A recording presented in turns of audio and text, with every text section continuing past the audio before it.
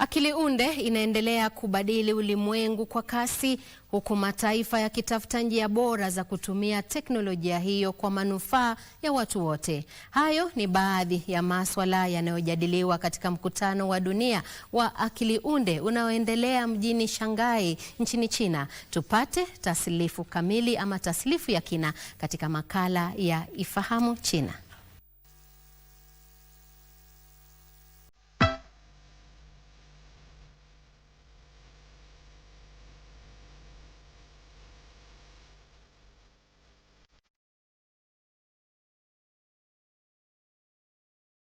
Kauli hiyo inakuja wakati wa mkutano wa kimataifa wa uchumi wa kidijitali mwaka huu, yaani Global Digital Economy Conference unaoendelea jijini Beijing, ambapo matumizi ya AI katika sekta mbalimbali yamekuwa ajenda kuu. Katika mkutano huo, teknolojia za Physical AI na General World Models zimeibuka kama mwelekeo mpya unaotarajiwa kuongoza maendeleo ya AI duniani. Profesa Zhu alisema katika ushindano wa kimataifa wa teknolojia za AI zinazozalisha video, kampuni za China zimeendelea kwenda sambamba na washindani wao wa kimataifa na kwa sasa zipo miongoni mwa zinazoongoza duniani. Miundo mikubwa ya lugha ina mazingira mengi yanayowezesha kufanikisha biashara nchini China kwa sababu mahitaji yetu ya matumizi ni makubwa sana.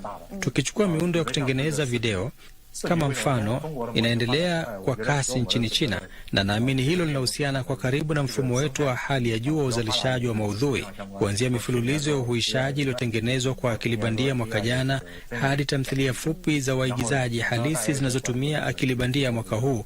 Na sasa watu wameanza kuelekeza macho yao kwenye tamthilia za muda wa kati na hata tamthilia ndefu. Mahitaji haya yanachochea mifumo yetu kuboreshwa kwa kasi. Mazingira yetu ya matumizi yanatupa faida kubwa. Alitolea mfano maendeleo ya AI katika sekta ya uzalishaji wa maudhui, akisema mwaka jana China ilishuhudia kuongezeka kwa mfululizo wa vipindi vya uhuishaji vilivyotengenezwa kwa AI, huku mwaka huu filamu fupi za uigizaji wa moja kwa moja zinazotumia AI zikianza kushamiri. Aidha, alisema sasa wadau wameanza kuelekeza nguvu katika utengenezaji wa tamthilia za muda wa kati na hata filamu ndefu zinazotumia teknolojia hiyo. Mkutano wa Global Digital Economy Conference mwaka huu unaofanyika Beijing kuanzia Alhamisi hadi Jumapili unajumuisha mijadala maalum kuhusu akili bandia, maendeleo ya rasilimali za watu katika uchumi wa kidijitali na mageuzi ya kidijitali katika sekta za viwanda. Mkutano huo umezikutanisha takriban ujumbe 40 wa viongozi wa sekta mbalimbali pamoja na zaidi ya wageni 1000 kutoka mataifa mbalimbali duniani.